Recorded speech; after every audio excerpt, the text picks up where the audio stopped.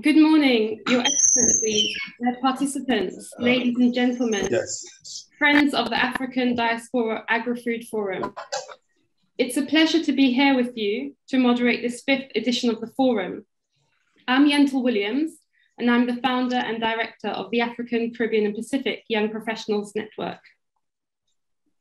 It's a pleasure to see the development of this forum in its 5th edition. And in this regard, it's important to share the history of where the network has come from. The Food Bridge started in 2014, as did our network, the African, Caribbean and Pacific Young Professionals Network. In that context, neither youth nor diaspora received much attention in policy debates. That was in the former Cotonou Partnership Agreement context between the EU and the African, Caribbean and Pacific states. Nowadays, if we look at the post-Cotonou Agreement, which manages relations between the EU and the ACP states beyond 2020, we see a significant shift. Diaspora is mentioned 16 times within the text, and youth is mentioned 60 times. This is significant. Within this context, diaspora is mentioned in regards to inclusive, sustainable economic growth and development, mobilization of sustainable and responsible investment, and as well as diaspora development and remittances. It's important to contextualize this history to know how far we've come from and where we are going in the future. In this regard, I'm very pleased to open the 5th edition of the African Diaspora Agrofood Forum, and I would like to welcome the founder of the forum, Maureen DURU. Thank you, Maureen. Thank you very much, Yentyl. Good morning, ladies and gentlemen. On behalf of the Food Bridge and the organizing partners, I welcome you to this 5th edition of the African Diaspora Agrofood Forum. For those that do not know the Food Bridge, Yentyl has already given a brief introduction of how we started. The Food Bridge is a non-profit organization registered in Belgium. Our work focuses on 4 main areas. These include protection of indigenous food systems and food cultures, access to acceptable food and nutritious, food, economic empowerment, research, and education. A cross-cutting theme in our work is the African diaspora food culture and entrepreneurship. We've been consistent over the years in our promotion of African diaspora entrepreneurship, especially agro-food entrepreneurship. Our goal over the years is to highlight the potentials of African diaspora entrepreneurs and create links to useful resources that can help these potentials to grow and impact on the different nations of Africa. As mentioned also by Yentyl in her introduction, and as we all know, when we talk about the African diaspora with regards to the development of Africa, the focus has always been on the remittances that, go from the diaspora to the continent. This covers both the formal and the informal remittances. There has been very little formal recognition, except in the last few years, of the African diaspora investments and entrepreneurial projects in Africa. Many of these projects that African diasporas are undertaking, both in the countries where they are residents and in their countries of origin, still remain under the radar of development policies of governments and funders. So a lot of the time, it's more about self-funding and personal efforts of those that live in the diaspora. So I believe that there has to be a realignment of strategies to support the growth of African diaspora entrepreneurship, especially in the agro-food sector. The pandemic has shown how fragile reliance on remittances can be, because if you're living in the diaspora, you can only send remittances when you have an income. If you're not making an income, you will not be able to send any money back home. So it's time we explore further new ways of linking remittances of African diasporas and entrepreneurship to have a more sustainable development of communities and people in Africa. For this year, the theme of our forum is recovery, resilience, and sustainability. That looks at African Diaspora Agrofood Entrepreneurship in a changing world. This is a reflection of the global realities of the COVID pandemic and its impact, especially in the agrofood sector in different parts of the world, including Africa.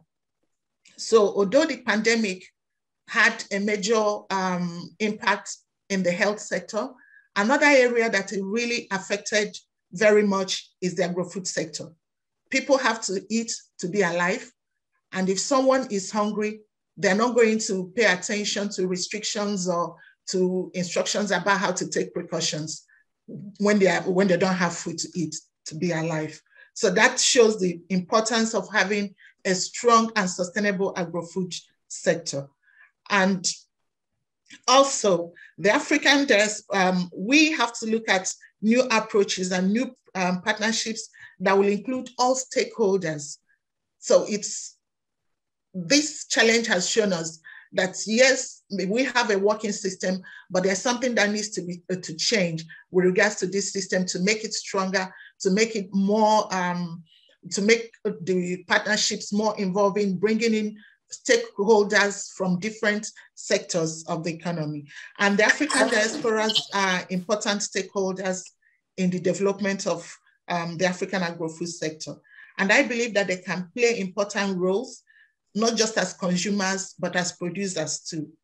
For many of us living in Europe, African food is part of our daily diet. We spend a great percentage of our feeding budget buying this food from non-Africans who control the market, thus leaving our community who are the producers with the least economic benefit. So we have farmers in Africa that grow the food. We are the ones in the diaspora that spend our money buying the food, yet our community receive the least economic benefit from this sector. So I emphasize that there is something wrong about African diasporas not being in control of their food market. I think we are the only diaspora community anywhere in the world that have people that are not from within their community controlling their food market. So we need to work together, look for resources to be able to correct this anomaly, but we know that it's all about business. And in business, you have to have the funds and the resources for you to be able to compete. Having said this, the African diaspora food markets will have more growth in the coming years.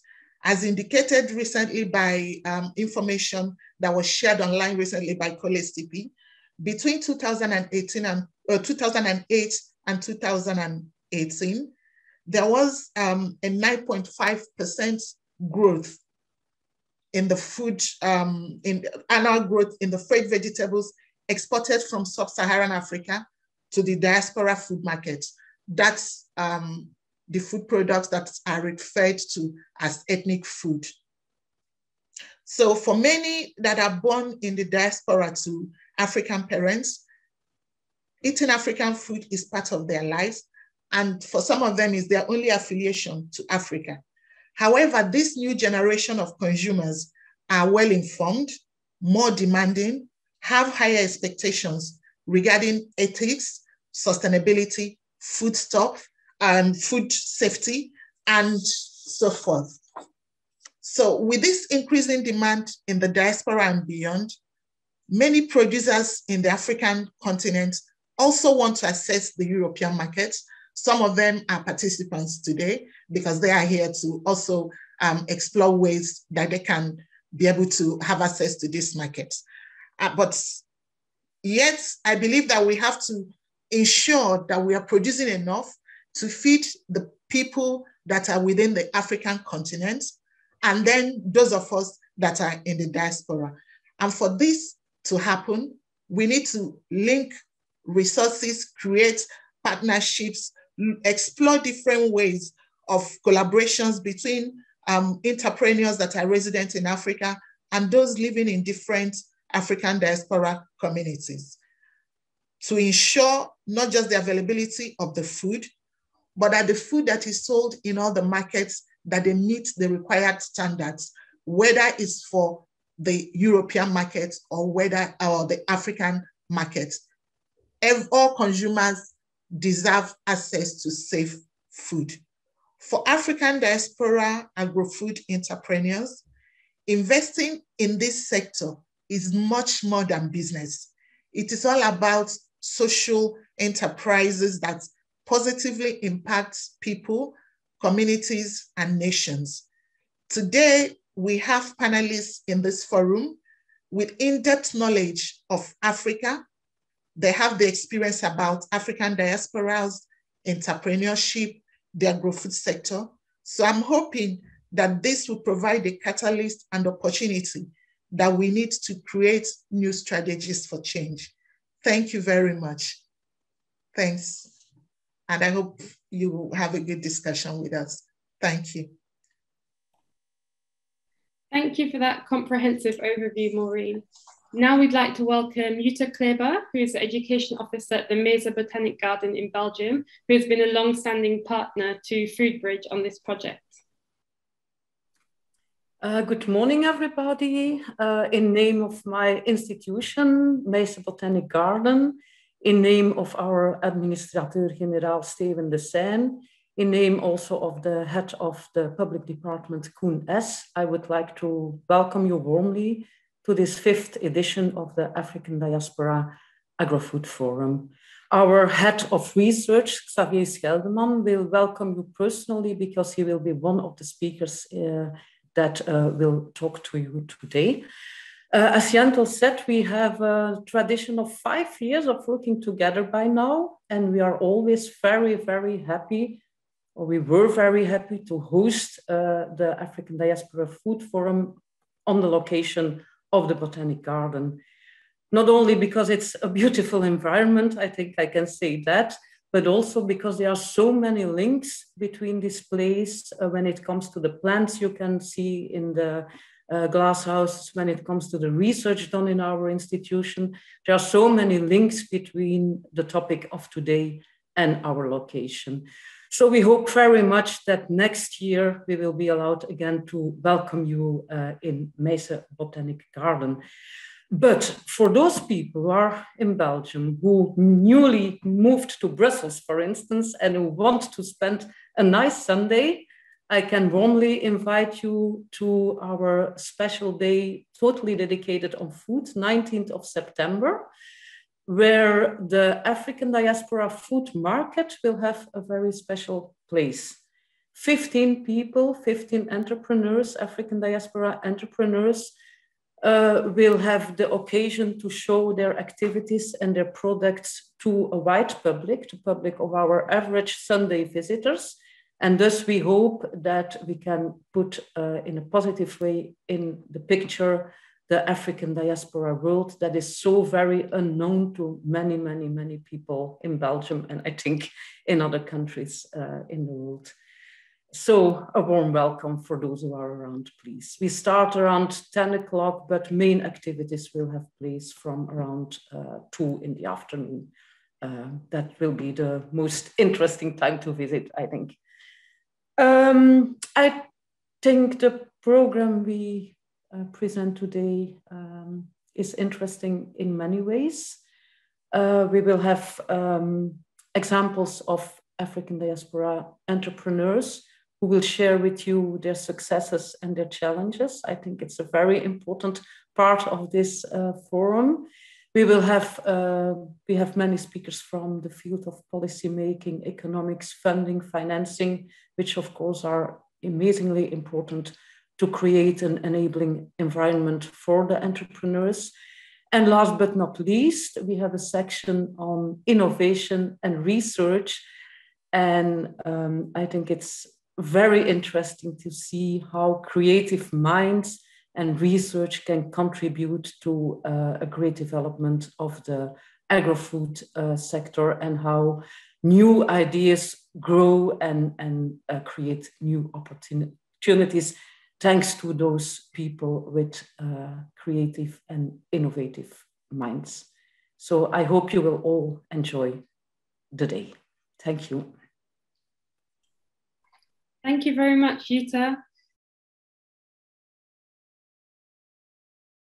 Having set the policy context to start with, before we head into the field, which is the part that a lot of us enjoy, which is physically being on the farm and in different ACP countries or diaspora regions and discovering what we're all doing, which is the second session, we start with the first session, which is policy focused and trying to understand how can we re-strategize policy making in this post-COVID era. And it's especially important to have this debate, taking into consideration our discussion last year, which happened just as COVID was starting. And in that regard, I'm very pleased to welcome our first speaker, Assistant Secretary General at the Organization of African, Caribbean and Pacific States, Escipión Oliveira Gómez. And we hope especially that you can give us an overview of how you at the OACP Secretariat are strategizing for this post-COVID era that we're all still very uncertain about, and with the hindsight of our discussions last year. Thank you. Thank you very much, Yentyl. For me, it's a big honor to be here today. I am from the Caribbean, but I feel very much African. In fact, in a recent meeting between CARICOM and African heads of state, it was pronounced that the Caribbean was the fourth region of Africa, or fifth region of Africa, because the truth is that our similarities are very, very strong, and our friendship as well. So I would really want to thank Mr. Jeremy KNOPS, Mrs. Maureen DURU, and Mrs. Jutta KLEBER for inviting us to be here today and sharing with you. I will present a presentation, so bear with me. If you can see it. So, oh, sorry. Should start there. So can you see the presentation, Yentyl? Just say yes, okay. Yes. So thank you very much. We want to really thank our partners, the Footbridge at the African Diaspora Project, SANCA, the Botanic Garden of Meise, that I have never been, but I will certainly go once I'm able to. COLEACP, and of course, the European Union, which is our long-standing partner. For those that do not know the ACP and those that don't visit our website every day, the OECPS is the Organization of African, Caribbean, and Pacific States. We became an international organization in April 2020, and we evolved from the ACP group that was founded via the Georgetown Agreement in 1975. We're currently composed of 79 countries from Africa, Caribbean, and the Pacific, and we are proudly led by His Excellency, Mr. George Revelo Pinto Chicote, who is our Secretary General from Angola. As a group, we promote the sustainable development of our member states and the gradual integration into the global economy, with the ultimate objective of reducing and eventually eradicating poverty. In this quest for development, youth and women empowerment are at the center of all of our actions, among others because we consider it to be the future, and also to be really, many of our households really depend on women entrepreneurs. And the panel today shows that women entrepreneurs are very, very active. So we're very proud of our ACP women. The activities that we perform, at least in my area, which is private sector development, are framed within a joint OACPS European Union private sector development framework. And we have a four-pillar approach. The first thing we try to do is to improve the business environment, and we have several programs towards it. We try to strengthen intermediary organizations in our member states as a way to be able to foster inclusive development in the countries. We support SMEs, especially those from the informal sector and the smaller sectors, among others, through financial schemes. And we promote investments and loans through facilities that we have. As you can see in the left side, we have many, many partners that work with us in this quest. COLEACP is a very important one. Many United Nations agencies, the African Union, all the regional investment and development partners like COMESA, ECOWAS, CARICOM, and even the Tony Elumelo Foundation. So we have a very wide array of partners, and of course, and many of the partners that we work with are also European development agencies like the Agence Conseil de Développement and the Belgian Development Agency, ANABEL. All this strategy is based on several principles. The first one is to share best practices, which is what we're doing here today. I'm so very proud to be here today. Ensure market access, and I will talk a little bit about that because COLEACP is very much involved in ensuring market access for our products. Promote youth and movement, I'll explain. And overall is dialogue. Is public and private sector dialogue and cooperation at all levels, at national level, regional level, and all ACPS level. This is the way that we try to work. And up to now it has given, I think, relatively good results, but we always can do better. And we are here to learn as well from the entrepreneurs that can tell us how we can do better.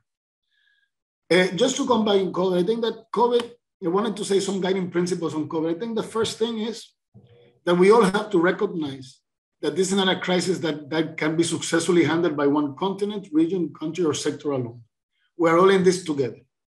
In this sense, the OACP heads of a government led by His Excellency, Mr. Kenyatta from Kenya, has had already many actions on this, on trying to discuss on policy. How can we have policy to help each other?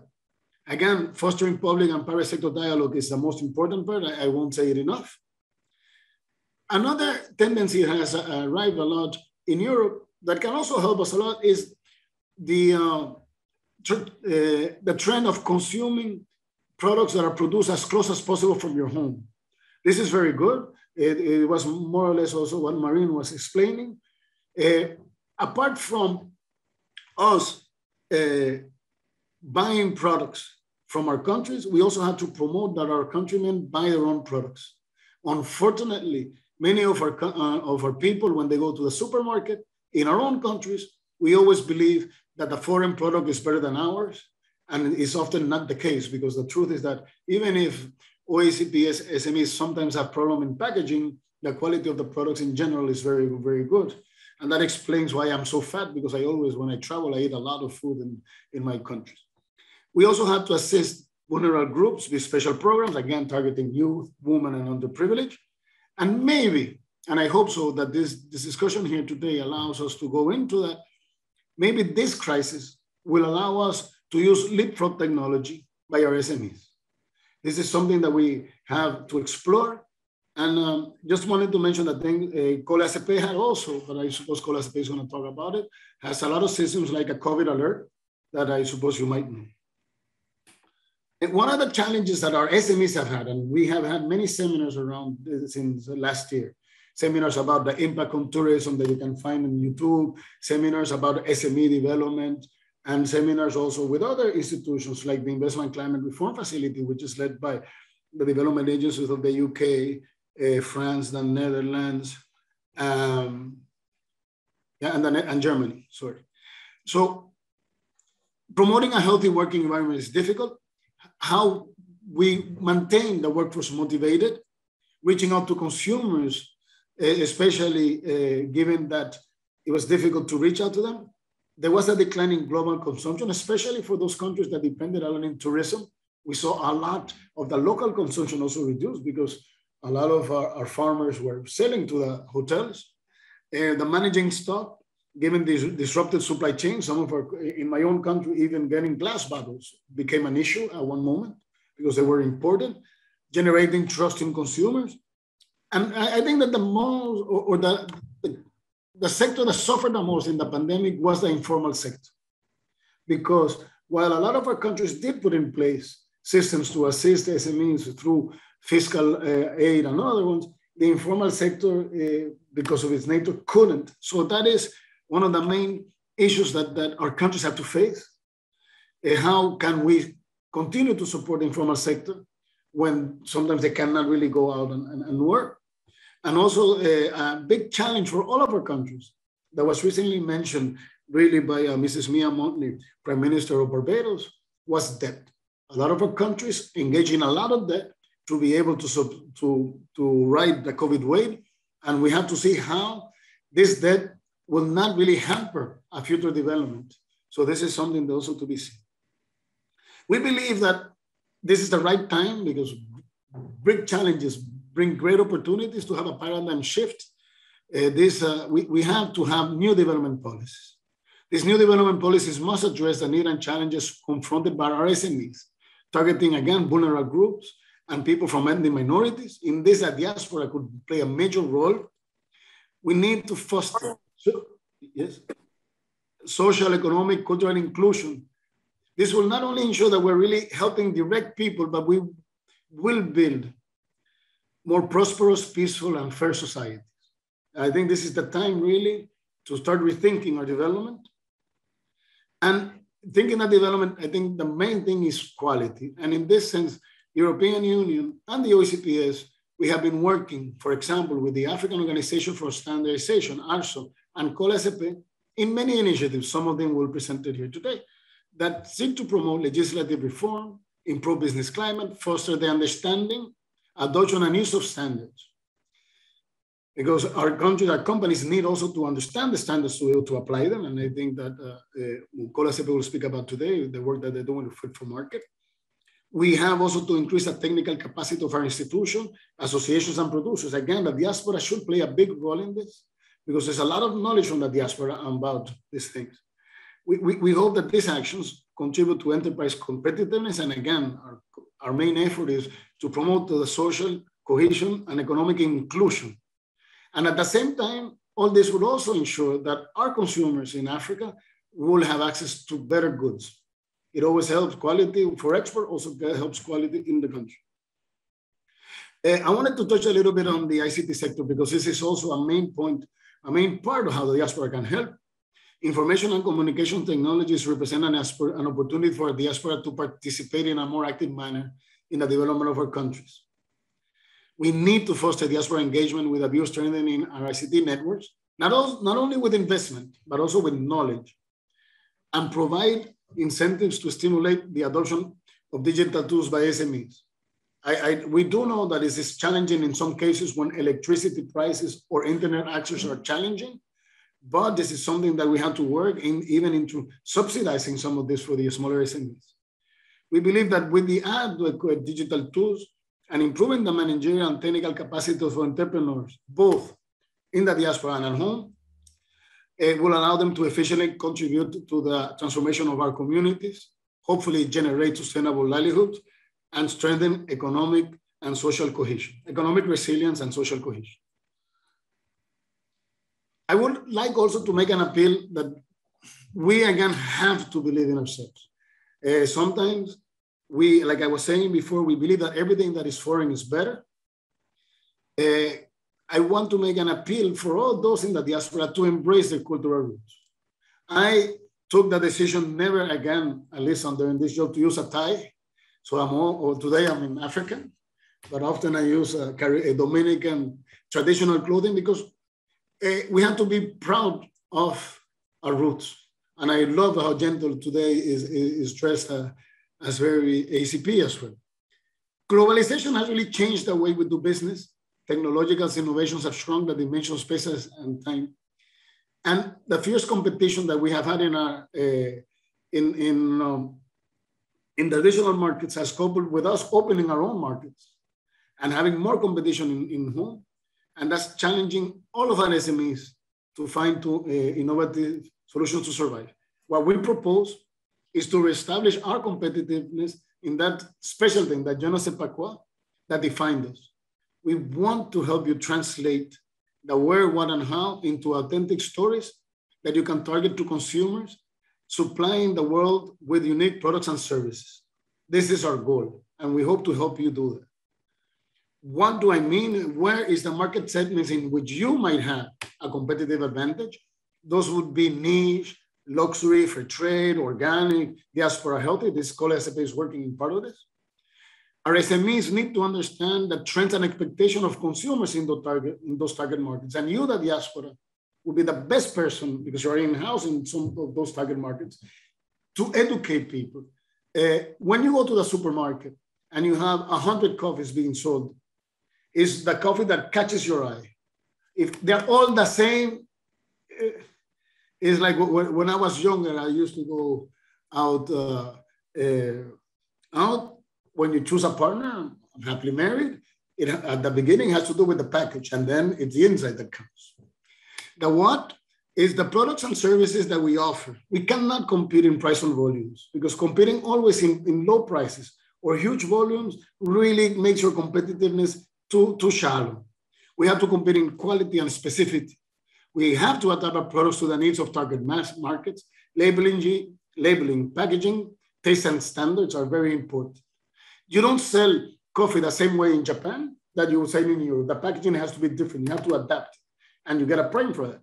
What we propose is to sell a story and provide a dream to your consumer. How is really basically providing a good value proposition. Your goods and services that diaspora or home will produce have to be accessible, have to be appealing. For me, the most important, they have to be authentic. Why is this product really good? Blue Mountain coffee from Jamaica is one of the best examples. I'm sorry to go back to my region, but there are so many examples in Africa, like biltong from Botswana is also something that I really like. It has to be consistent, because once you buy a package, the next time you buy it, it cannot be different. And this is where quality and standardization comes in. It has to be convenient. It has to represent convenience. It has to have the quality I said. It has to be secure, of course, that's standards. And you have to have a volume adequate to your market. That does not mean that you have to have huge volumes. But for example, something when I was in the Caribbean, we used to promote selling in China. But when we promoted selling in China, it was never sold to China.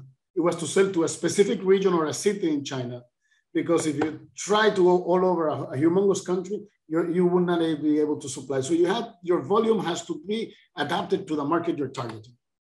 With this, I know I speak too much. Like always, I just wanted to say that together with the European Union and our partners here today, the OACPS, under the leadership of our Secretary General, Mr. Chicote, we're trying to promote competitiveness, working at a national level. The diaspora has to work in this part. Hopefully, promoting regional markets. We're very proud on how the regional markets are being strengthening. Trying to build this dream of an African continental free trade area, and we're also supporting that. We hope that we foster more interregional ACP trade, or when I say interregional, I mean trade between Africa and the Caribbean. It's fifth region, Africa and the Pacific, the Caribbean and the Pacific. Unfortunately, that trade is quite small. And hopefully, all together, we will conquer the world. Having said that, thank you very much. Gracias, merci, thank you, shukran, jarejov, asante, vinaka, obrigado. And sorry for having taken so long. Thank you very much, Escipión. It's always a pleasure to hear you speak, and those powerful messages about believing in ourselves and embracing our culture. And next, I would like to invite the Delegate General of COLEACP, Jeremy Knotts, who has been supporting the work of a Food Bridge and ACP exporters for quite some time with the COLEACP organization. Jeremy, the floor is yours. Thank you very much, Yentyl. I'll try to live up to expectations after such a brilliant presentation from Escipión. Many things that have been said. I'll try to touch base on a couple of them. But first of all, of course, welcome to everybody. Of course, to fellow panelists, but also all participants from all over the world.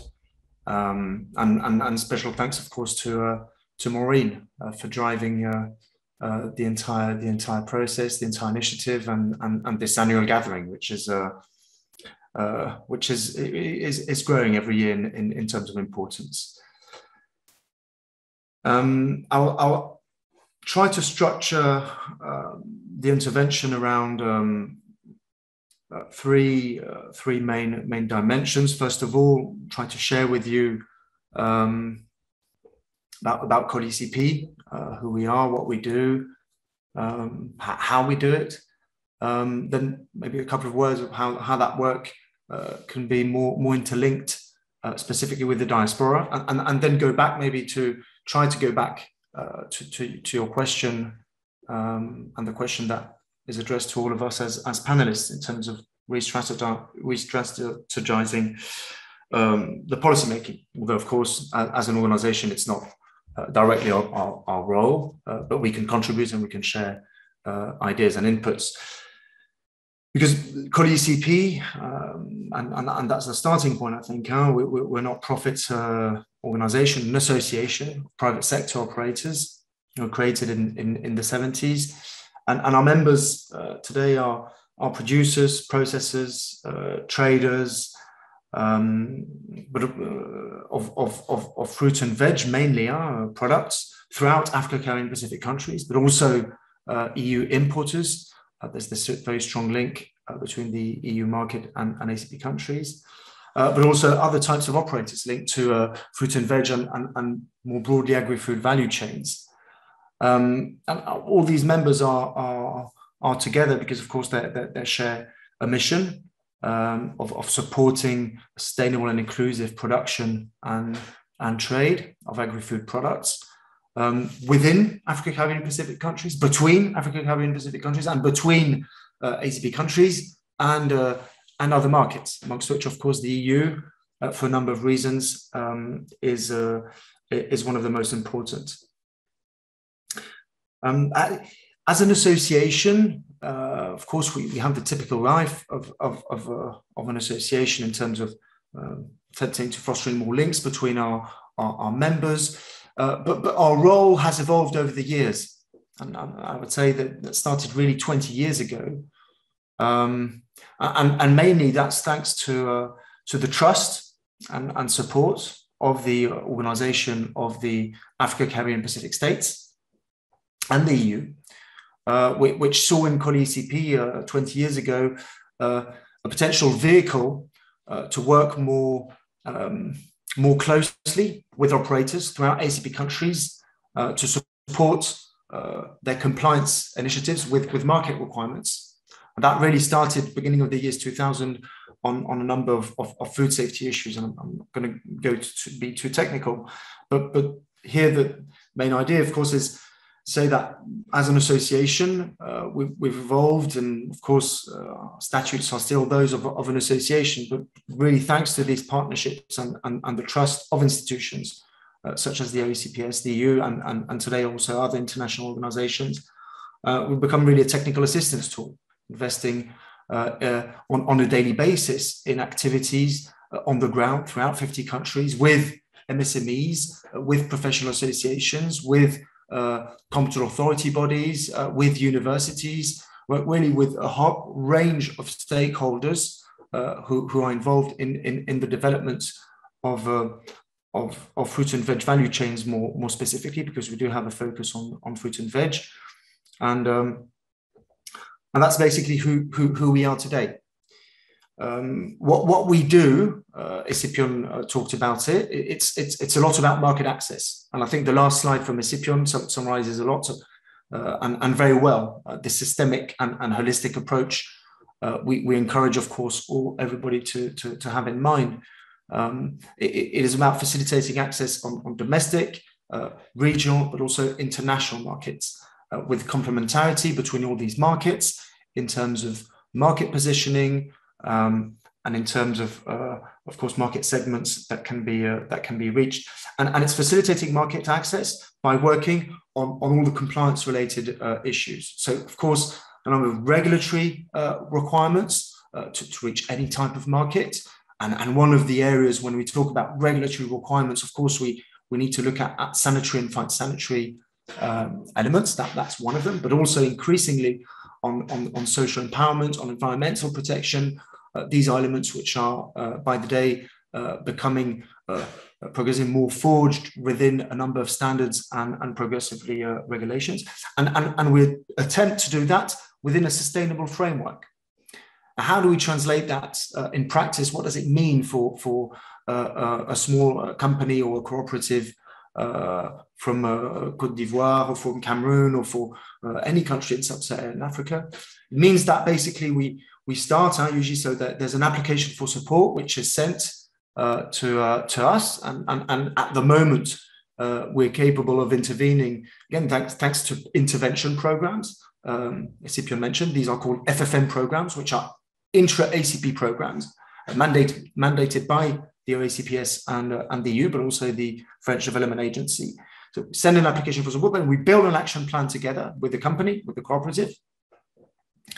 And we define a number of actions in terms of coaching, training, consultancy to support really the implementation of the processes and the required steps to be undertaken in order to be able to upgrade and reach a certification or whatsoever type of requirement which is needed to sell the product.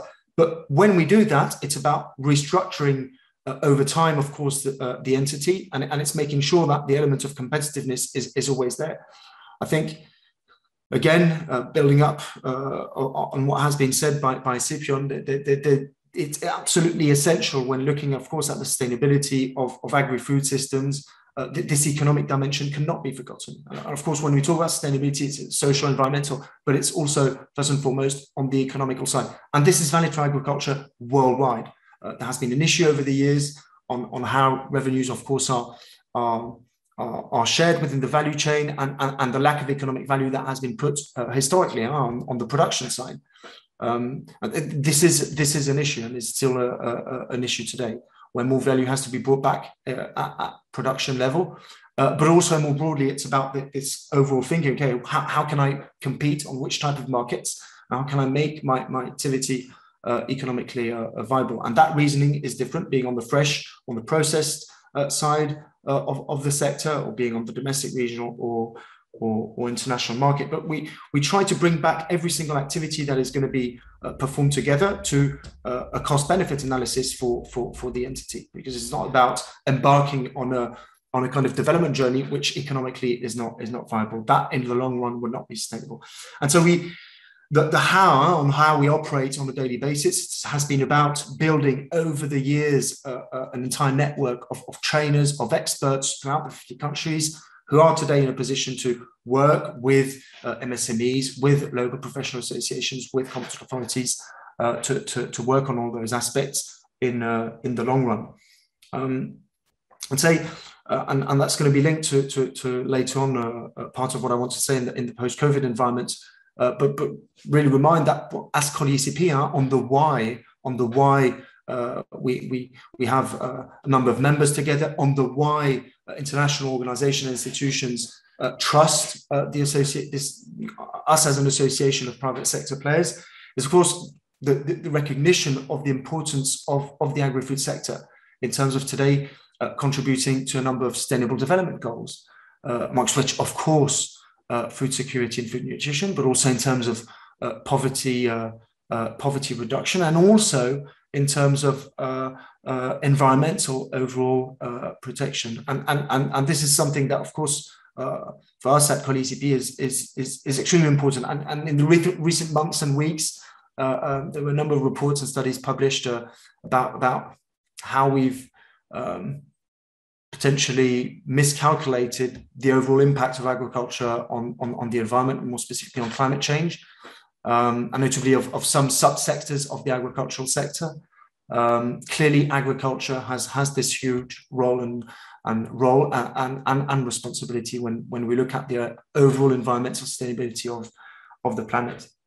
Now, to come more specifically on the diaspora as a stakeholder, but as an integrated stakeholder, as an association. I mentioned some of our members are within the European Union, the majority are located in Africa, Caribbean, Pacific countries. I think what is, and I've already said it previous years during several interventions, but one of our challenges, and Maureen mentioned it during the introductory words, we look at diaspora, that there are several potential roles, and which are of course not mutually exclusive. I mean, Maureen mentioned diaspora as consumers of produce coming directly in this case from Africa, as potential investors, but also as potential business partners, as potential entrepreneurs, and I would like to add also as potential trainers, experts, linking again back to the ICT slide of Escipión on this role, and we see this really as a collection of potential roles, and it's going to be about maximizing of course, in function of where we want to go. It goes without saying that there's this recognition and increased recognition of the importance of having diaspora as a formal kind of stakeholder group around the thinking process, and most importantly in the action of driving the transformation of the agri-food sector in Africa. Now, if you allow me, I'll finish maybe with a couple of words on COVID-19. When the pandemic emerged, we basically had two, I would say, a two-pronged approach. Of course, in the first case, it was about a huge disruption, as nobody has really witnessed or lived throughout their lives. And when comes probably the scale, I mean, the type of event or disruption on this level, on this scale, of course, in the first instance, it's about attempting to contribute to mitigate some of the direct negative impacts. And some of the direct negative impacts, there were different types of impacts. Of course, logistics were completely disrupted, and traditional routes to access markets with huge impacts, of course, being on an informal, but also on a number of formal markets. It was about, of course, within the entire sanitary environment, looking also at how some local companies could also play a role in, first and foremost, of course, implementing precautionary sanitary measures, but also play a leading role in explaining to the communities associated to those companies on how the precautionary measures, why and how they had to be implemented. So that's on the one hand, and of course, linked to these disruptions and new processes to set in place within the MSMEs. It's about adapting and managing a very tight cash flow situation, and so it's about new type of business skills that have to be there within the entities to be able to absorb, to the extent it's possible, to absorb an impact of this magnitude. And so in the short term, that has been really our priority during the first 12 months. I would say post-COVID, well, we're still in the COVID situation, unfortunately. So we see a situation which varies immensely between countries within the same continent, and of course between continents of the world. So I would consider that we're still, of course, within the pandemic, but at a different stage of the pandemic at the moment. But so the mental framework was about to mitigate some of the direct negative impacts, and in order to do so, to mitigate it, it's immediately about adapting and trying to find some new opportunities, alternatives in the short, medium, long term. And in the short term, we're talking about, okay, for companies that are producing a lot of fresh produce and can't bring it to the market, it's about trying to find very simple ways to process that food in order not to lose everything. That's a tangible example of what I mean by saying trying to adapt, but we're talking about adaptation in a couple of weeks, a couple of months. So it's extremely challenging, of course, from an economic operators, but it is not impossible. But then we're looking at more in the medium to long term, and yes, that there is a systemic impact of this entire situation, which impacts international trade, which impacts, but not only in a negative way. And I think one of our challenges is to try to find the impacts which do have a positive twist and provide new opportunities in terms of new distribution channels, being on the local, regional, and international markets, new ways to conduct commercial prospections and establish new contacts with potential business partners. I think we all trust much more technology today, and although we can find it sometimes annoying, of course, of spending so much time behind our screens, it also offers the opportunity. At some point during the pandemic, we felt even more connected with the entire network within COLEACP and beyond with our partners than pre-pandemic because of technology. And so there are business opportunities that can be linked to this. And of course, it's making sure that there's an acceleration in the uptake of some much needed research outputs. Because of course, beyond the pandemic and the sanitary situation, there's this in the that's there, and we're reminded every month of the impacts of climate change, and climate change on agriculture has immensely huge impacts. And so there's a kind of different levels of challenges which need to be dealt with at the same time, which requires some more innovation, more thinking out of the box, but of course more skills, more training on a systemic basis in the long run. And to conclude, of course, I think everybody here today is convinced about the importance and how important it is to work within the agri-food sector, and how many boxes it can tick when looking at sustainable development goals and how many positive benefits. But, and there's a but, within the worldwide agenda, we should not lose sight of, and that would be maybe one suggestion, one recommendation, of the importance of reminding this, even if it seems so obvious to many people. There are many other global challenges, and of course, the sanitary situation, security issues, which also can potentially have an impact on overall resources available to invest in the agricultural sector, which I believe is almost a public good sector for everybody. So in terms of policy making, of course, there's what's specific to within the agri-food sector, and specific depending on the types of markets and value chains, the priorities we're trying to look at, and we need to look at them in a complementary way. But if we take a step back, there's agriculture, then there are a number of other big issues worldwide at the moment, which could drive a lot of the political attention and resources. And we need to make sure that we remind everybody of the importance of agriculture. So that's from my side. Oh, yeah, I was also a bit long, probably following Escipión's example. Thank you, Yentyl. Thank you, Jeremy, for that comprehensive overview of the work of COLEACP, the vital work of COLEACP supporting ACP exporters as mandated by the Organization of African, Caribbean and Pacific States. Next, I have the honor of presenting Maxy, who has been head of the ACP desk during a crucial time of transition from the Cotonou period to the post-Cotonou period, representing the Embassy of Nigeria. Maxy, the floor is yours.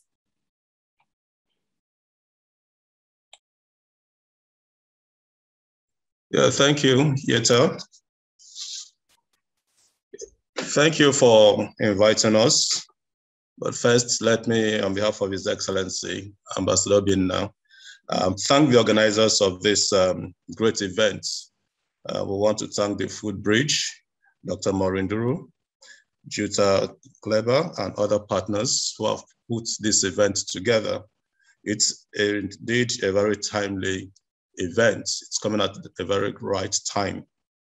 Let me express the regrets of His Excellency for not being able to participate personally due to some other pre-scheduled engagements. He would have wished to be here in person to present this. However, we're very happy, the Embassy of Nigeria is very happy to be part of this discussion.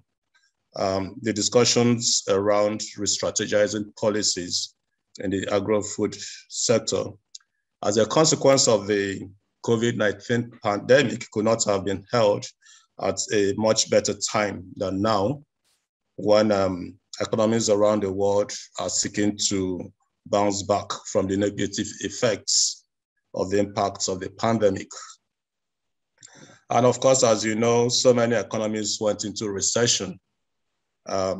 Nigeria was not left out. We also had our time in recession due to the effects of the pandemic. It did not just affect the agro-business, it affected so many other businesses. So agri-business, like most other businesses, suffered the effects of the global pandemic.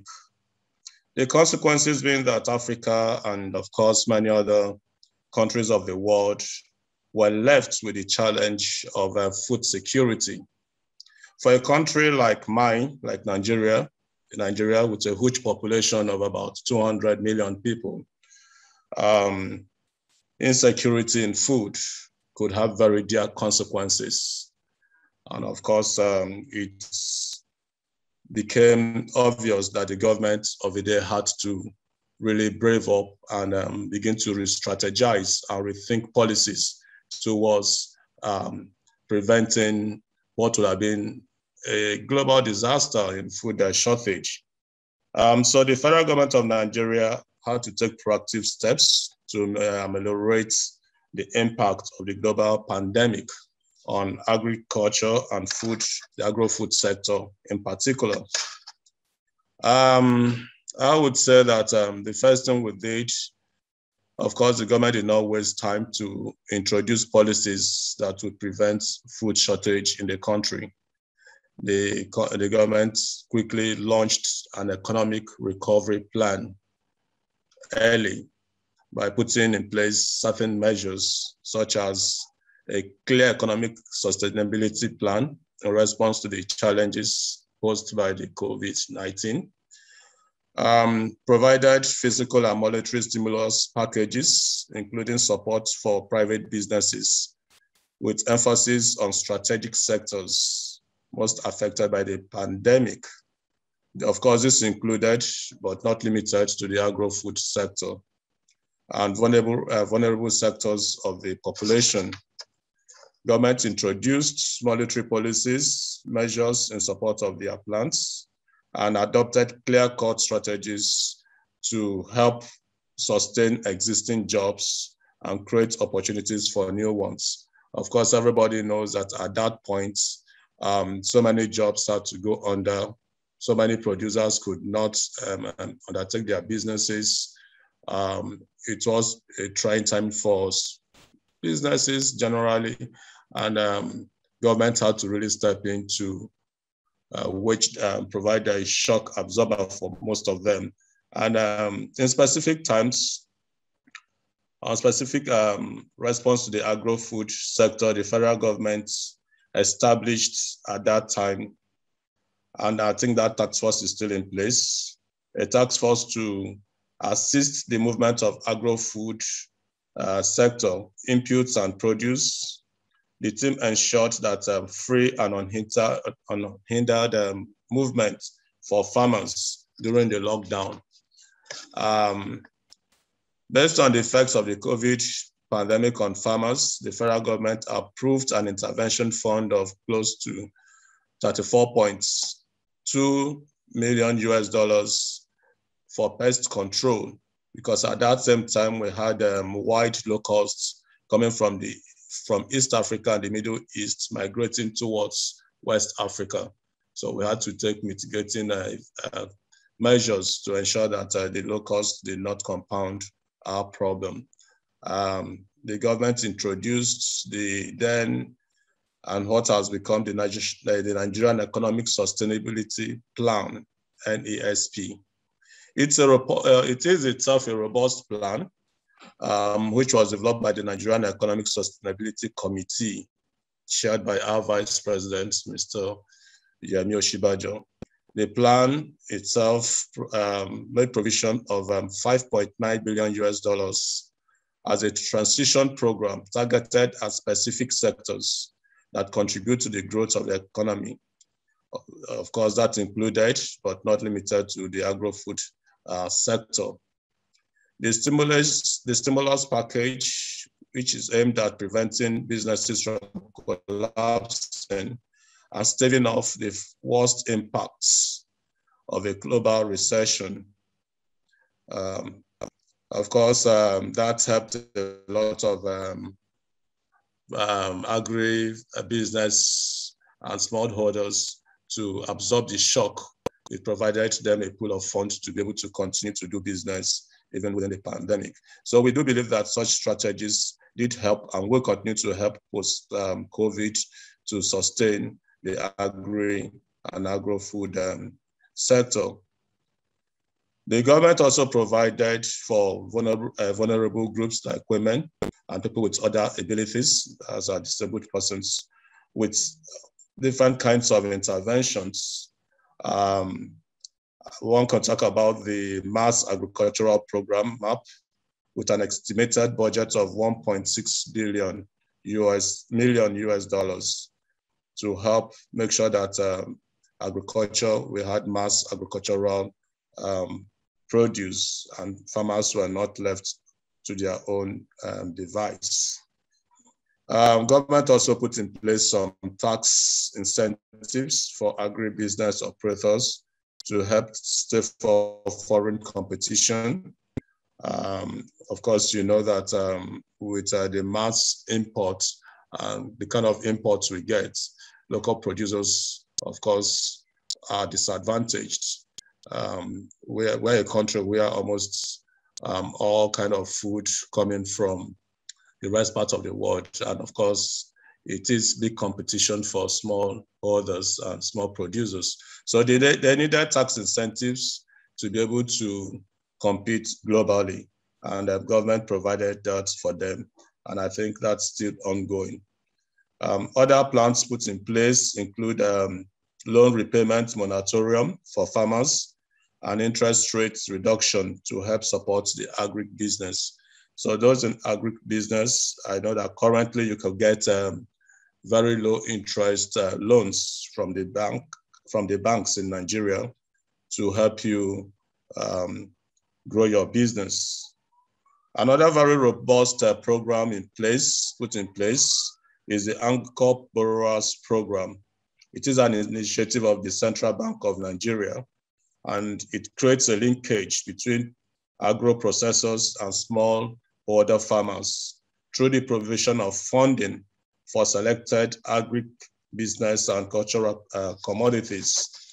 This increases the CBN's credit financing of agribusiness from a global fund of 220 billion naira from the Micro, Small, and Medium Enterprise Development Fund.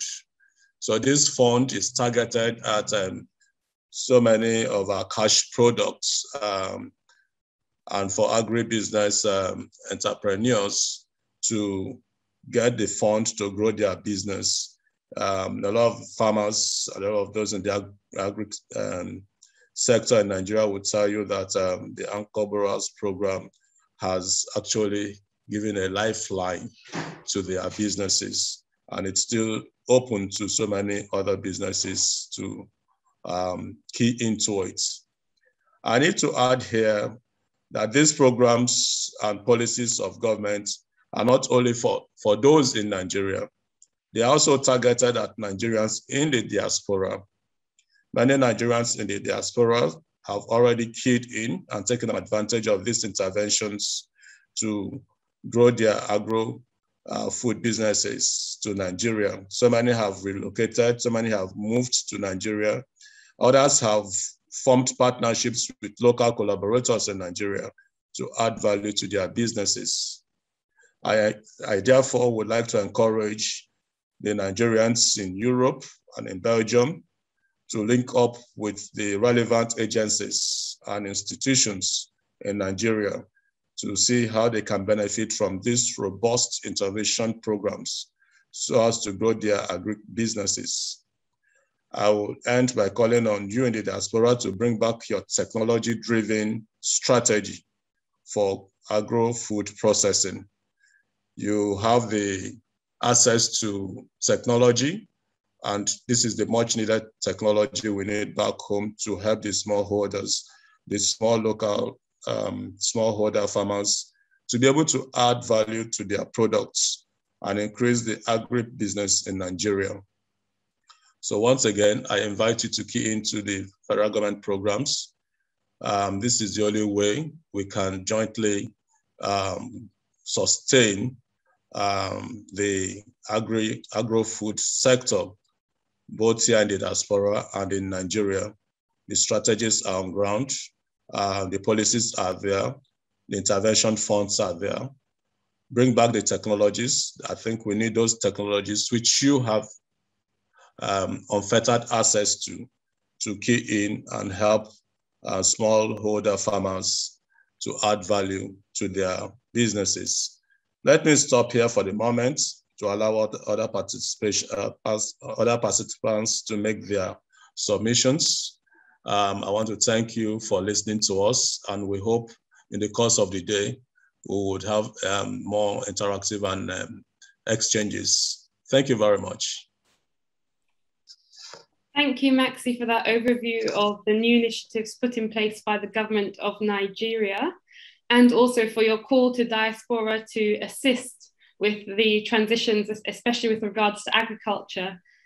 It now gives me great pleasure to present the next speaker, Mr. Raschad ALKHAFAJI, who is the Director of the FAO Liaison Office to the EU and Belgium. Thank you very much. I hope you can see my screens and you can see the slides. Very good. So let me start by thanking the panelists before me. I have the honor to be here at this panel with the Assistant Secretary General of the Structural Economic Transformation Trade of the OACPS, Mr. Oliveira Gomez. I thank also Jeremy KNOPS, the General Delegate from COLEACP, who has spoken, Ms. Maureen DURU. I thank the representative of the Ambassador of Nigeria to Belgium, who spoke before me. And I also want to greet Ms. Jutta KLEBER from the Meise Botanic Gardens, our host. She certainly raised my interest and curiosity to come and visit the Botanical Garden soon. And I'm also greeting Ms. Carine, the Director of the Africa-Europe Diaspora Development Platform, ADAF. Ladies and gentlemen, all protocols observed. I am very honored to be representing here the Food and Agriculture Organization. It is really an important element for us to join in events like this one. And I am looking forward to very vital and important discussions here at this event.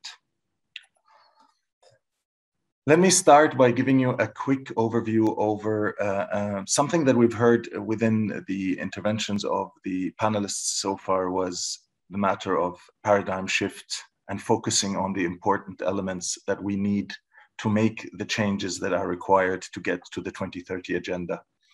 From our side at FAO, we had at our FAO General Conference, the ministerial highest governing body of the organization in July of this year, the adoption of a new strategic framework for the organization. This new strategic framework goes for the next decade, or like in FAO's jargon, for the next 9 seasons of harvest, because there is not much left between us and the year 2030, where the international community has pledged to make fundamental changes and improvements and transformations to the world as a whole. We focus the 4 betters as our, let's say, tangible, correct points of entry to support the 2030 agenda.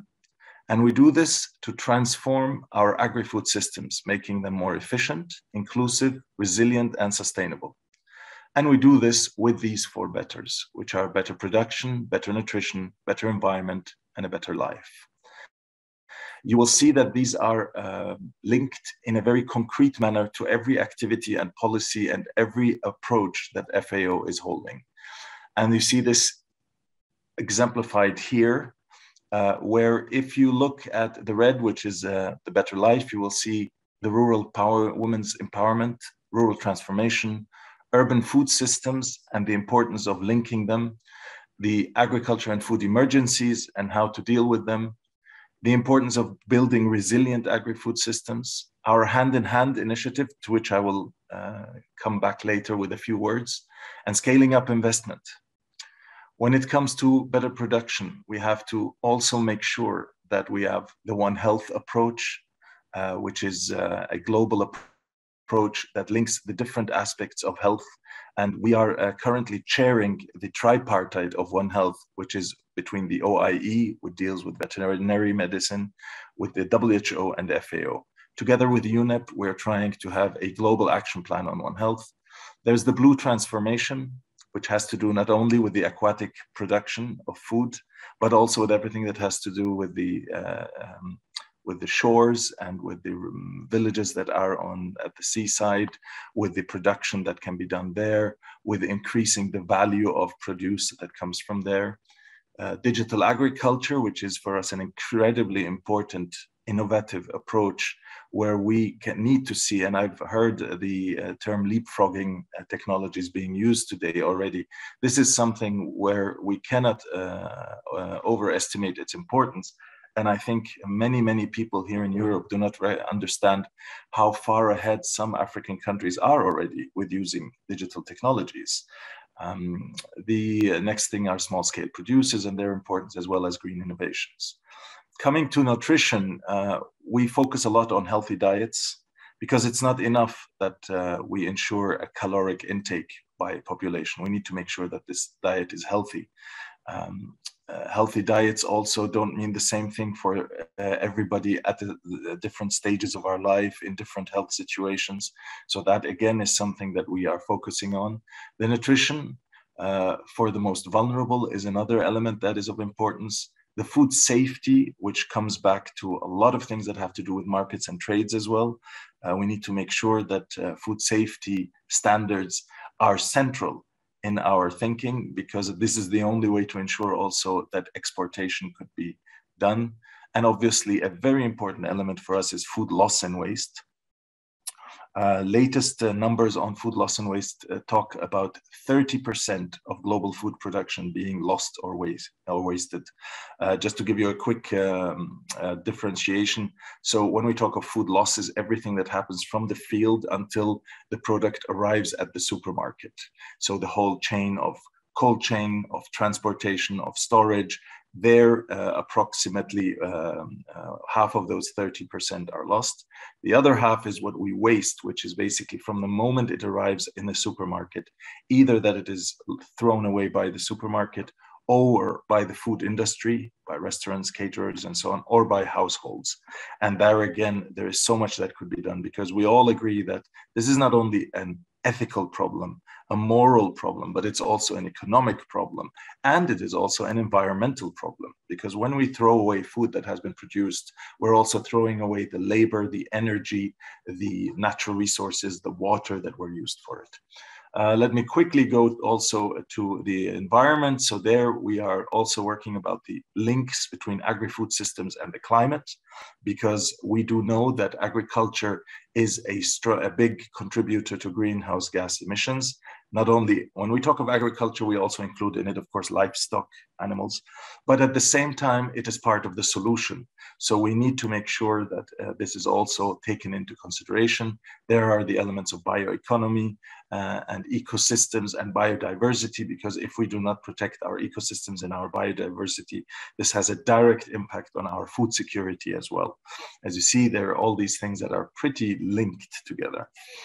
Let me quickly go to COVID-19. I will not go into the details of this slide. I invite any interested participants to look at our website, where we have plenty of information on this.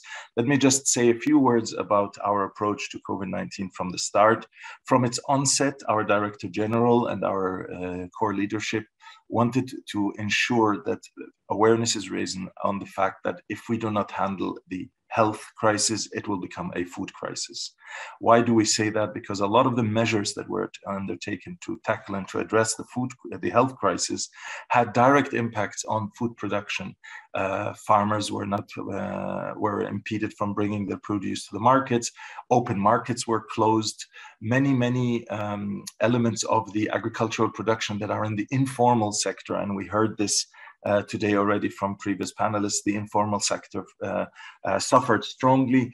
Many of them work in the agricultural sector, and in their high proportion were affected, lost their jobs, lost their livelihoods.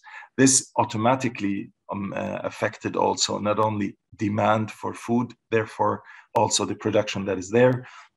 It also affected farmers who had to start eating and consuming their own product instead of making sure that they have enough seeds for the next season of planting, which means that the cycle of agricultural production was interrupted. There are many things that could be said about the effects of COVID-19 on food security, on the agri-food sector. But let me just say that we have a program that was put together by FAO. It's the Response and Recovery Plan. It is built on those 7 elements that you see here. So there's a global humanitarian response plan. There's the element of data and needing the analysis of this data to make the right decisions. The economic inclusion and social protection. Social protection plays an important role, and we've heard about sums of money that are being given in order to ensure that not only in cash only, but in protection as a whole. Again, we come back to trade and food safety standards, because we need to accelerate those, and we need to make sure that the international trade of food remains open. Then obviously boosting the resilience of smallholders, helping them in their recovery, preventing the next zoonotic pandemic. This is again where I spoke about One Health and the approach of linking between animal health and human beings' health. And obviously the food systems transformation as a whole. And this links strongly with the United Nations Summit, where the pre-summit was held in Rome not too long ago, and where at the end of this month we will see the summit in New York. This is grosso modo the elements that we use for the COVID-19 response and recovery plan. Let me quickly mention the Food Coalition. This is an initiative of the Italian government together with some other interested partners, where they use this coalition to provide political support, to provide technical expertise, and to provide financial support to the response and recovery of COVID-19. I am also quickly going to speak with you about the hand-in-hand initiative, because it links very much with what we are talking about here, about what the diaspora can do and how it can link with it. The hand-in-hand initiative is an evidence-based, country-led and country-owned initiative. It aims to accelerate the agricultural transformation, and it basically tackles ending hunger and eradicating poverty, which are SDGs 1 and 2. But by doing that, and we all are absolutely cognizant that if people are hungry and if they are so poor, all the other SDGs will not work. They are the basis. We need them in order to be sure that we can also achieve the other SDGs. This new form of a initiative is built on strong implication of the country itself. It identifies within the country parts, regions that are the most susceptible to having a positive impact to investment. And FAO plays the role of the matchmaker. We heard already today of our first speaker about going out and finding the right partner in life and looking at the outside and then at the package and then at the inside. What we do is very similar in our matchmaking. We link donors and financial partners with countries by providing them with geospatial data, by analysis of this big data, and we combine a very big amount of databases, and all these databases flow together and give a picture about each region, about the data that exists on it in terms of animals, agriculture, weather, health, population, and so on, in order to provide the best basis for an informed decision. At the moment, we have this initiative in 45 countries. 26 from them are in Africa. There is a very, very strong element about the geospatial modeling and the big data analysis in there that is very important, because we are trying to link it and make it open and accessible for everybody to look at. If you go to our website, you will be able to pick the country that you want and look at all the data that is available there. For the time being, we have about 40,000 users from all FAO members of this geospatial platform. We have worked together with Google and created the Earth map, which is sort of the layers of Google Earth that go on top of all this data to make it visually even more accessible and understandable. The other, and I could go on a lot about this initiative, but I think that I just wanted to give you some ideas about it, and I hope that any interest that I have raised, then we can either directly discuss, or you can have a look at the wealth of information we have on our webpage on it. The other element that I also wanted to quickly talk about is the 1,000 Digital Villages initiative. And here, the idea is to focus on digital technologies to improve production and agribusiness management, and related market-oriented and social services of agriculture processes. So with e-agriculture, we want to improve the productivity, so using information and communication tools, ICTs, and relevant digital solutions, which exist. And again, we need to remember that the leapfrogging that was already mentioned today plays a central role in that aspect. The digital farmer services are there to enhance the farmer's accessibility to social and economic services. There we are trying to bridge between the rural and the urban area. We need to make sure that if a farmer is somewhere in a village has access to the latest information, has access to veterinary and extension services via digital services, has access to price information, we are changing the life of these farmers, and we are changing the way that these rural areas look like. And that is an extremely important element in the whole development process. Let me now go to zoom in a little bit on migration and FAO's work on migration. So FAO focuses on rural migration, so from and to and between rural areas. We need to always remember that a large share of migrants come from rural areas. It's the overwhelming majority. Hence, migration has an impact on agricultural subsectors and rural areas in the country of origin in all ways. Many of the drivers and impacts of migration are closely linked to our mandate and to the global goals of eradicating hunger, food security, and rural poverty. And therefore, it is absolutely clear that any plan that tackles the challenges, opportunities, all the facets of migration must always take into account its agriculture and rural dimension. Because we need responses that are multi-sectoral, that have a broad multi-stakeholder partnership approach, as was already also mentioned by our esteemed panelists before. Now, when we talk about the migration that we want to enhance, we are looking at it from various angles.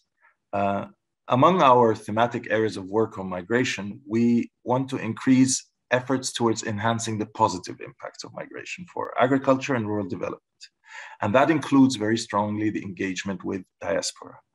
So for instance, at the global level, we advocate for the key role played by diaspora communities through participation in relevant fora, such as this one, and also partnerships with organizations such as the Africa-Europe Diaspora Development Platform, ADEPT. We signed a formal collaboration with ADEPT 2 years ago, and we launched a campaign about diaspora contributions to COVID-19 recovery, which is also a very important part of this collaboration.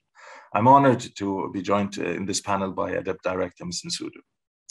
At country level, FAO aims to facilitate diaspora contributions to home countries, because the contributions that come from the diaspora need to be facilitated. They need to be given the assurance that their contribution has a strong impact, has also a benefit for them.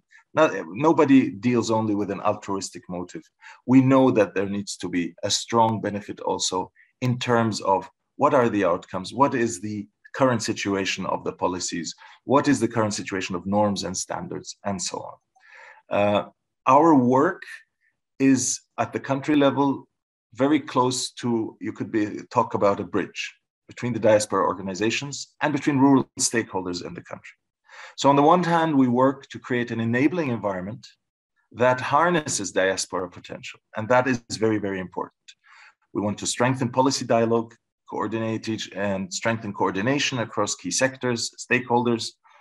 We also want to develop and strengthen technical and functional capacities on diaspora engagement mechanisms in the agribusinesses itself in the countries.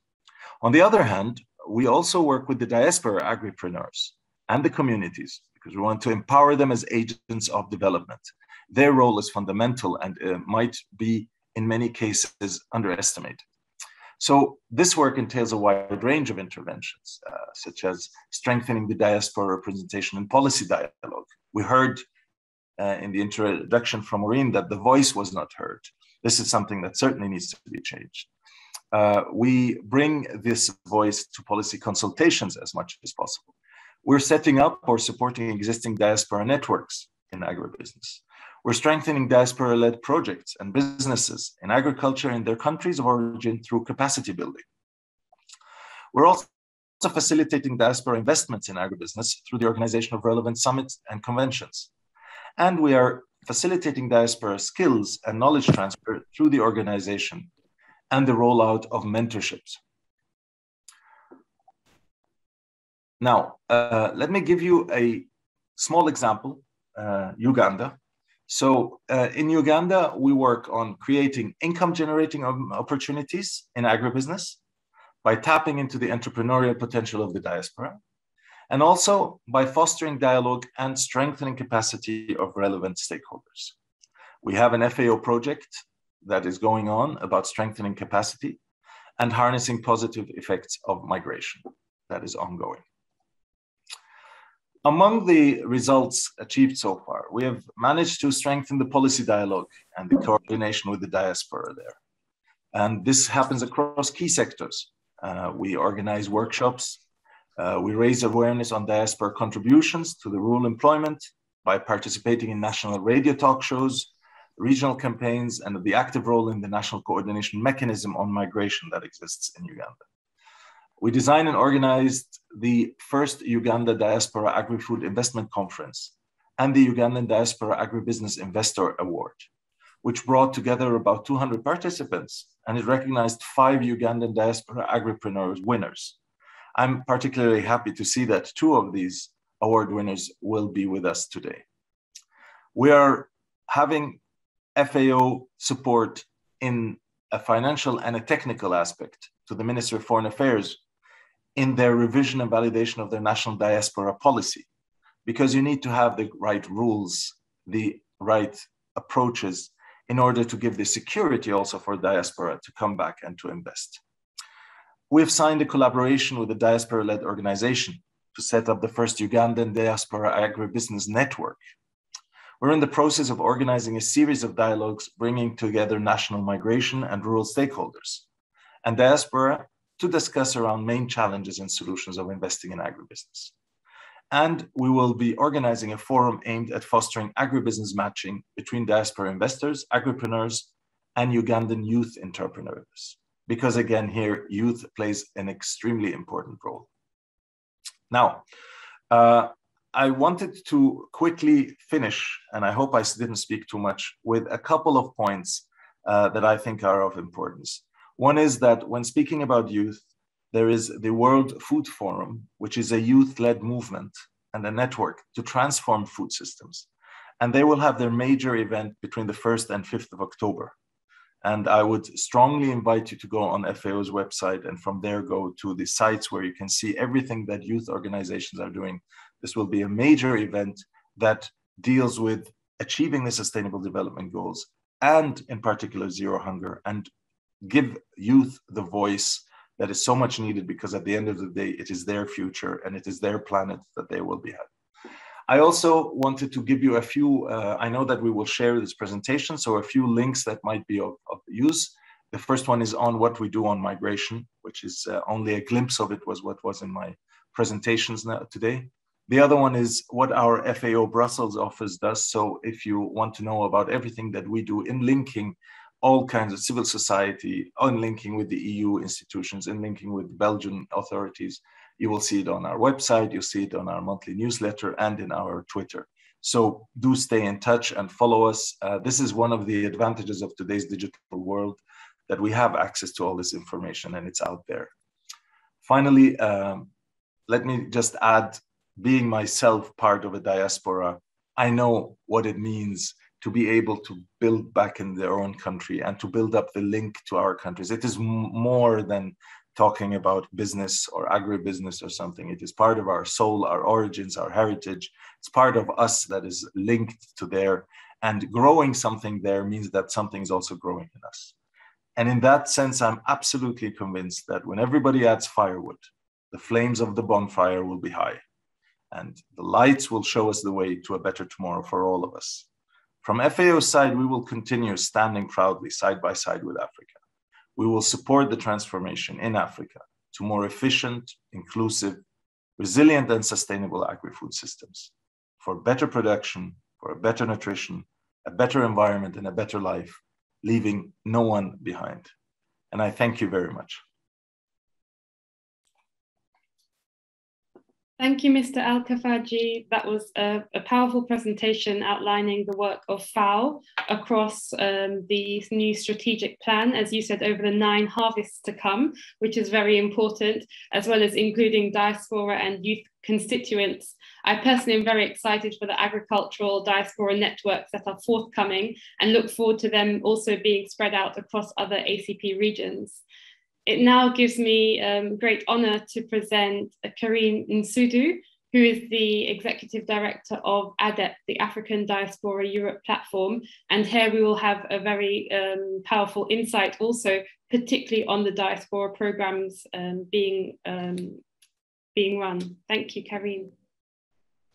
Thank you very much, Yentyl.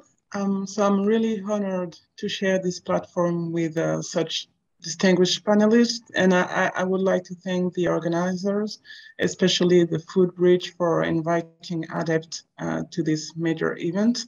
And for those who don't know ADEPT, so we are a network of Europe-based African diaspora organizations that conduct development activities in Africa and diversity and inclusion actions in Europe.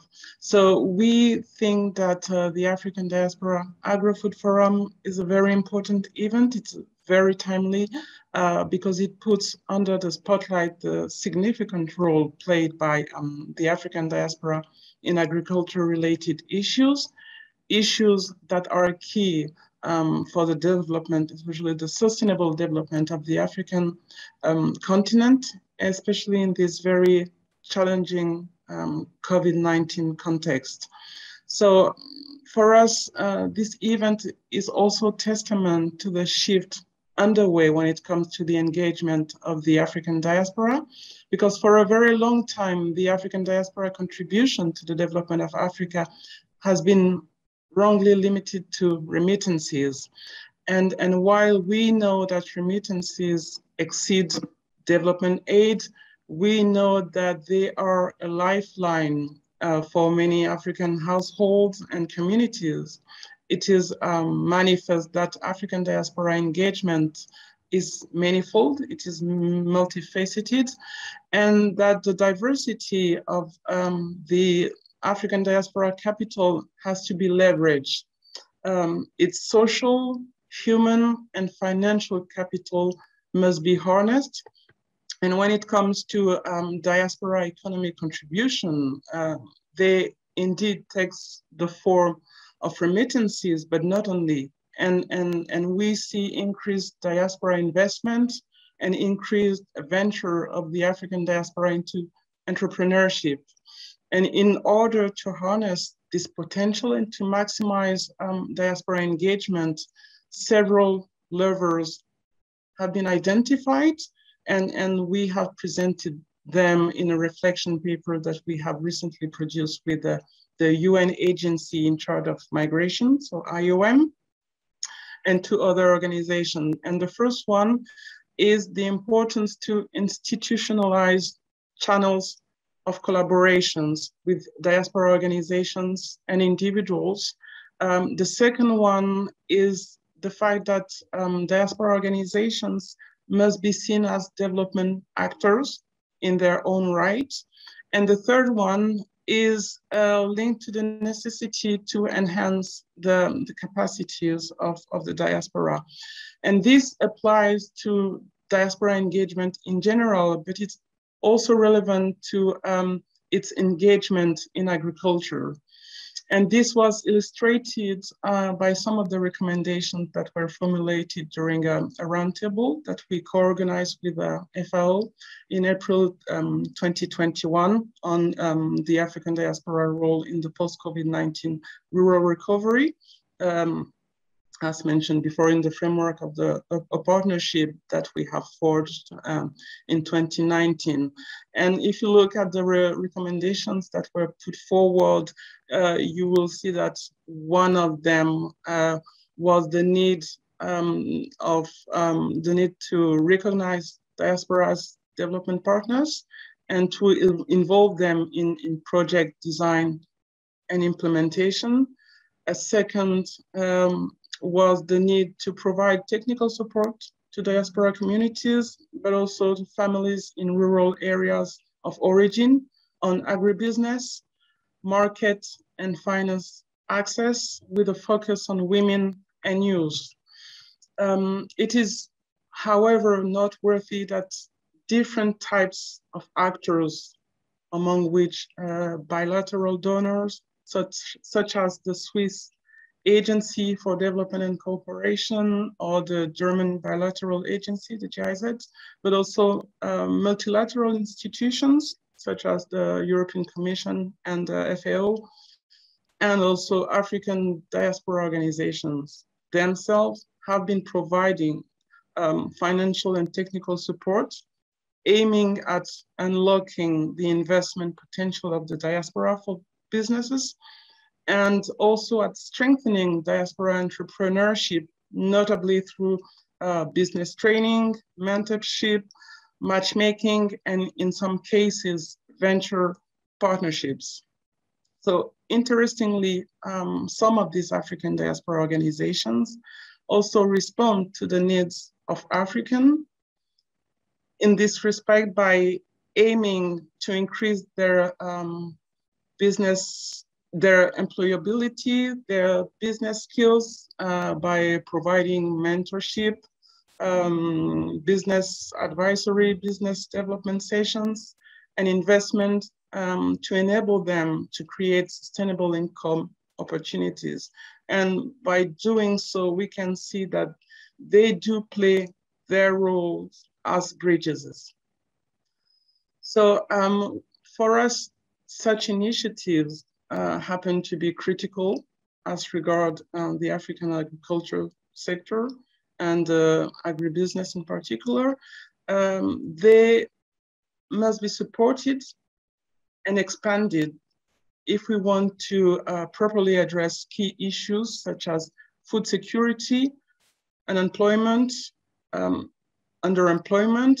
And we know that in theory, we must insist on that, the agricultural sector has a major labor absorption capacity. So basically, if we want Africa to fully leverage its demographic dividend. And in line with or complementing the three levers that I mentioned before, we do believe in ADAF that existing measures must be strengthened and some others must be initiated to literally unlock the potential of the African diaspora in this regard. At policy level, it is instrumental to give a greater importance to the link between migration and development in key sectors for Africa's development, among which agriculture, agribusiness. It's also very important that origin countries ensure enabling environment, proper regulations, and very conducive legislation for African diaspora investment and entrepreneurship. At program level, more specifically, we have seen that, for example, the EU has been strengthening its support to entrepreneurship in Africa through notably its partnership with the Tony Elumelu Foundation and through a program aiming at mobilizing the investment of the African diaspora. And while we fully commend the steps taken, we think that they should be complemented with increased support to African diaspora capacity building in agribusiness, for instance, and by facilitating their ability to share their knowledge and expertise with origin countries. And I will end by saying that in the spirit of the SDG 17 and in the spirit of the Global Compact for Migration, a greater emphasis must be placed on partnerships, be it in residence or in origin countries, which means that where relevant, the inclusion of African diaspora organizations, but also individuals in multi-stakeholder initiatives and actions related to agribusiness must be ensured. And here we can talk in particular of public-private partnerships, because this is something that, in our views, has the potential to really maximize diaspora engagement in agribusiness. Thank you very much. Thank you very much for that overview, Carine. One of the things going forward now, we have 5 minutes where we can have a very brief questions and answers. I've been looking at the questions in the chat, of which there are many, and there seems to be a trend of questions discussing the theory of what's discussed versus and the rhetoric versus the reality, and how is it possible to connect diaspora populations and local grassroots populations. And in that regard, I think we can then ask, what is it tangibly that diaspora and local actors who are tuned in today, where can they go to access information on how to get involved? Are there forums coming up where they can participate? Are there hashtags to use to get involved in online debates? What can diaspora and local actors do going forward? I know for ACP-YPN, this is a crucial issue, and that's the reason why we set up so many youth forums as part of the EU-ACP partnership to get young people actively involved in these discussions. So now I'd like to know what your organizations are doing, and so would all the participants. Thank you. Perhaps we can just go in the same order, the speaking order of the first panel. Yeah, with pleasure. I followed with a lot of interest really all the presentations. And I must say that I must excuse myself with FAO, because we do work a lot with FAO and your office in Brussels, which I didn't mention. And so I would like to send a special attention, special salutations to FAO and Mr. ALKHAFAJI and his colleagues, at which we work a lot, especially through IFAD. A lot of the things that, what we have done, because we do know, and I saw it on the chat, that the OACPS is the best kept secret in the world, in the development world, because few people know us. And I was also delighted to see presentations from our embassy, and my good friend from the Nigerian embassy, Mr. OGBEDE. Is that we, with the European Union, we built a website or a program called Business ACP, in which we try to regroup all the offers that we have for private sector. I will put the website on the chat. It's not perfect, but it regroups most of the, I would say, activities or facilities put in place by the European Union and the OACPS for private sector development. We are working more towards that, but this only works, or this up to now only regroups all ACP programs. That means programs that are open for Africa, Caribbean, and the Pacific together. Nevertheless, there are other programs at a regional basis and national basis, and we're trying to work together with our countries to see if from here to some time, because there's so many programs going on, that we can have a mapping of those. Because we have recognized that it is a little bit confusing for our private sector and for the diaspora. And sometimes, and I saw that comment as well, you feel that we're not doing enough. Like I tried to say in my presentation, the truth is that we're not doing enough, because the challenges that our countries have are much more than the resources that we have. But together, all of us, and this is what the presentation that I tried to put with all the programs, we are trying to make a difference. So I put the page of businessacp.com on the chat. Please visit it. There you will see a lot of the facilities that you might have. And like our friend, Mr. OGBEDE from the Nigerian embassy was saying, it's not only development money, also a lot of national money is being poured. So it is good that you refer yourselves also to the web pages of the ministries of industry and commerce of your own countries, and then you also find other resources that are available. We will strive together with our partners to try to put together a map that will guide you better. It's a work in progress. And I also want to touch one thing. While I definitely agree that the new is, we have to live with the new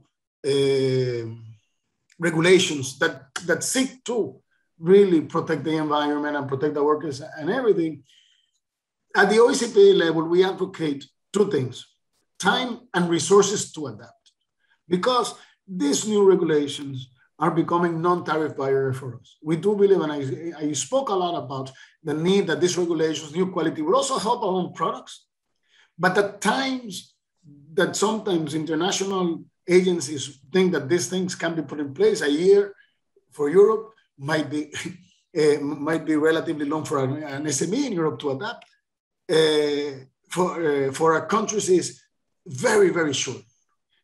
Our companies need time and resources to adapt to new regulations, and we strongly favor all these regulations that enhance environment, etc. But we call or make a plea that these regulations must be developed jointly with us.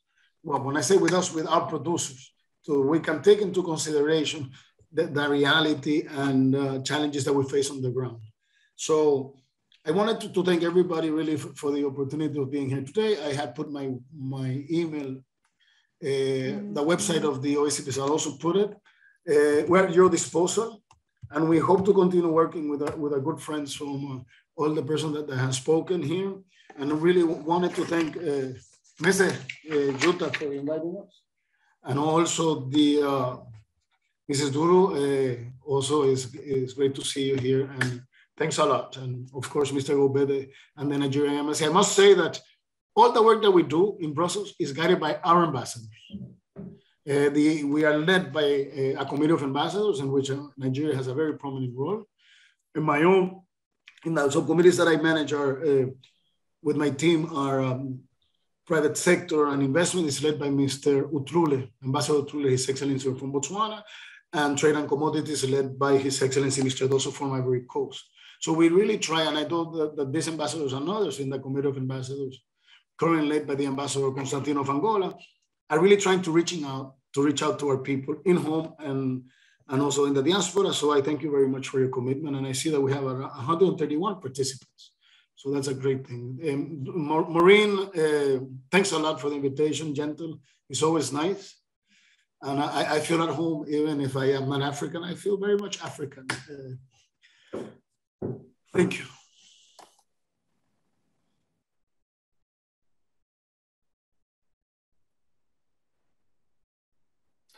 Okay. Very quickly, in really a nutshell, on maybe to summarize how to access support. So I mentioned during the presentation, at the moment there are two major intra-ACP programs, but beyond those two major intra-ACP programs, which are called Fit for Market programs, a number of national programs. The easiest, and I'm going to put it in the chat, is to send an email to support@coleacp.org, mentioning country, your activity, value chain, and then it's going to be up to us to see under which facility it can be eligible in function of the problematic. So we try to keep it as straightforward as possible, currently looking at new ways of making it more widespread known, because we also have this issue of visibility and let people know really how we work and what we do. So I'm going to put it in the chat. I'm going to put the website and the email address, which is an email address which centralizes all the demands. I'd like to thank, of course, all the fellow panelists for the interesting insights, and thank again Maureen and Jutta for co-hosting this event, and wishing everybody a nice following sessions. Thanks, Yentyl.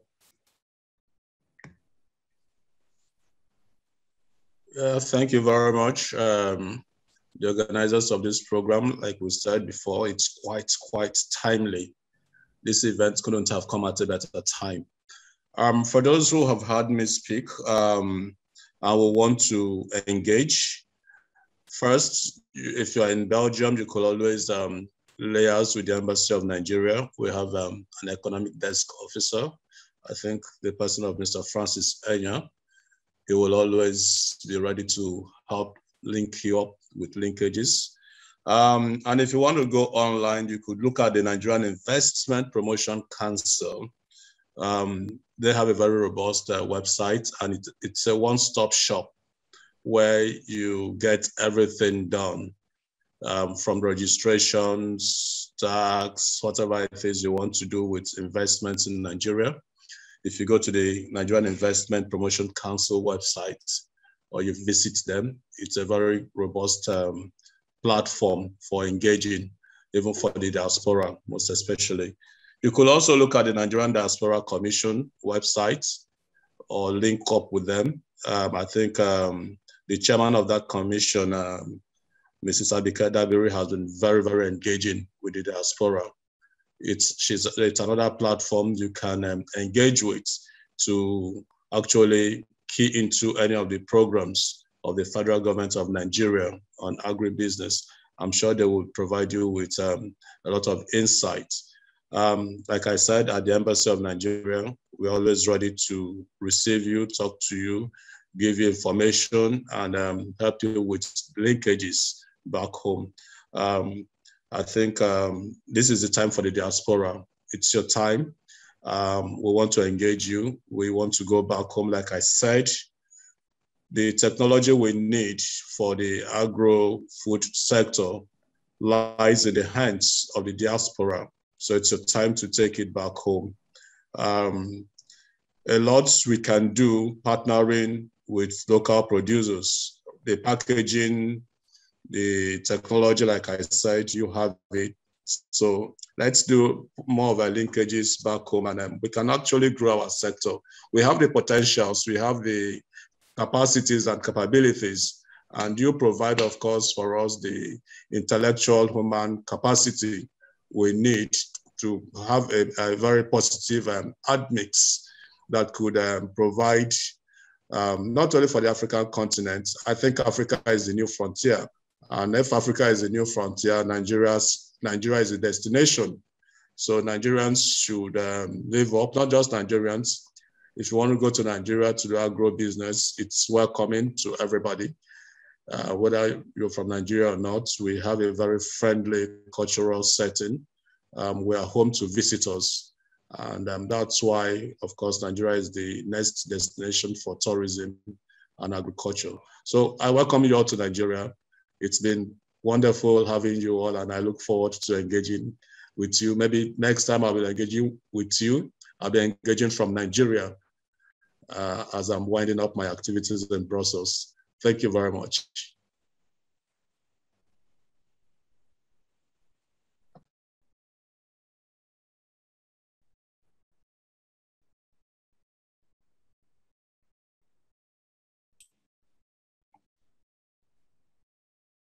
Mr. ALKHAFAJI and Carine, do you have any additions? Well, just quickly, if I may, from our side, of course, our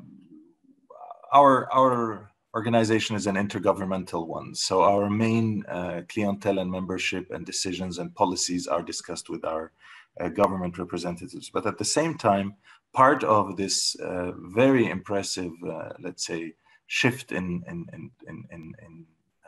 our way of thinking has also been to open up very strongly to the private sector. And we had a new strategy for engagement with the private sector, which was recently approved by our members. Traditionally, the UN was always much more cautious in its dealing with private sector and much more in its dealings with intergovernmental partner organizations or governments.